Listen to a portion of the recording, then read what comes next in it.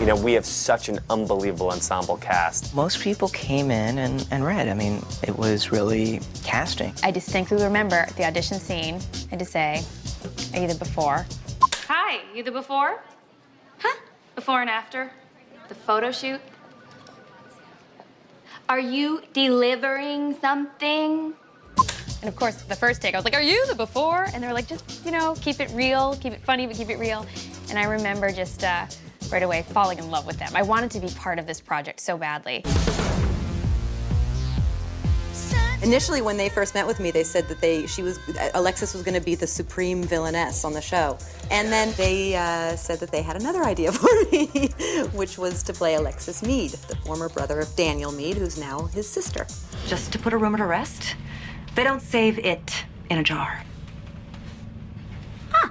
And Vanessa was literally available and locked to be our Wilhelmina a day before production. We have 2 days to conceive and execute an entirely new concept. If any of you have any plans, I need you to cancel them.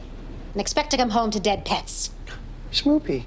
One of the big scenes that even got me really excited when I first read the pilot was the fact that Wilhelmina gets Botox. Done. That she was allowing her assistant to give her Botox in the office, I thought was genius. The actor will bring something completely different that, you know, will inspire you. Mark originally was the little minion over Wilhelmina's shoulder. I noticed I ripped your lettuce into bite-sized pieces and decobbed your baby corn. I mean, when I auditioned for it, the breakdown said, Wilhelmina's bitchy gay assistant, and that was all it said. Love the crystal menorah next to the sterling silver Santa. So taboo. Don't you just love the holidays? I've developed this great relationship with Amanda. Mark and Amanda have become sort of frickin' frack. That started in the pilot episode. There was one line where he said, look, Mark was making fun of Betty and her two friends at the cafeteria, and he said, look, it's the bizarro version of Sex and the City. And Amanda says, stop it, I'm gagging. But from the first episode, every time they talk, I don't know if you noticed this, but they link arms. Amanda's always holding on to him for some reason, and I think they're both good friends. I like to say they share a brain, and Mark gets to keep it most of the time. And these are the people who get the Jimmy Choo. The what? The boot. What? Gone. Huh? Later, skater. I base Amanda on all the girls who are ever mean to me, because they'd always look at me like this. And that's pretty much what I do all the time as Amanda. You know, we kind of are like we are in the show in a lot of ways. He's become a great friend because we really have similar senses of humor. I mean, Becky and I are like total besties. We hang out all the time. We always ride to events together. You know, we kind of are like we are in the show in a lot of ways. But we need Betty.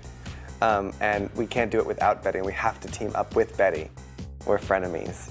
And I love that. I love that fake word. I think that's what, you know, you can't deny that, I mean, even though Betty doesn't fit in and she doesn't belong, you can't deny that she's quite good at her job and that she's nice. She's like the fulcrum, like the center point of the show. She's the glue that holds everyone together, and in actuality, she's the only one who's together, even though she's a fish out of water.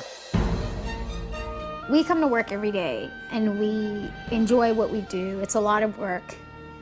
But we don't see it the way the rest of the world sees it, which is on a television with the finished product.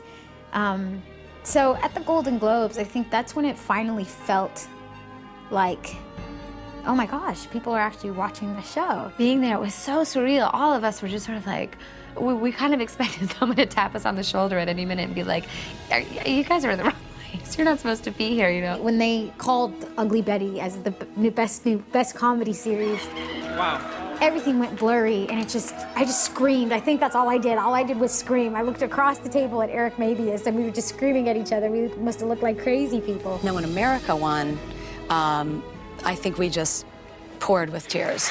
I'm so sorry. I'm such a mess right now. I'm still getting over the shock of our first award. Thank you to the Hollywood Foreign Press for recognizing this show and this character who is truly bringing a new face to television. And it's such a beautiful, beautiful message about beauty that lies deeper than what we see. And it's such an honor to play a role that I hear from young girls on a daily basis, how it makes them feel worthy and lovable, and that they have more to offer the world than they thought. And it's such an honor to play this role. To be so eloquent when she was on that stage accepting, you know, that award really, I think, brought the house down. That a leading lady on TV can be called ugly. I think is a huge step in television and in Hollywood, especially in television. It was a triumph for the Uglies. Ugly Betty has had such an impact all over the world. Without a doubt, a universal appeal to this story. The real secret of Ugly Betty, as far as I'm concerned, is that she says, you know what? I'm okay just the way I am. Even when she is made to look stupid, she never loses her dignity. I think that we have found a really magical way to tell a story that's been told 1,000 times. You know, it's a Cinderella story, it's a coming-of-age story, it's a fish-out-of-water story. I think the reason that it was such a success in its first season is that it's a show that the country was really ready for and kind of hungry for. It really has a heart. It's very warm, it's very welcoming, it's very accepting, and it's very, very funny. We're just all having a really good time and really fortunate to be on a show that is being accepted by audiences. People actually are enjoying it as much as we're enjoying doing it.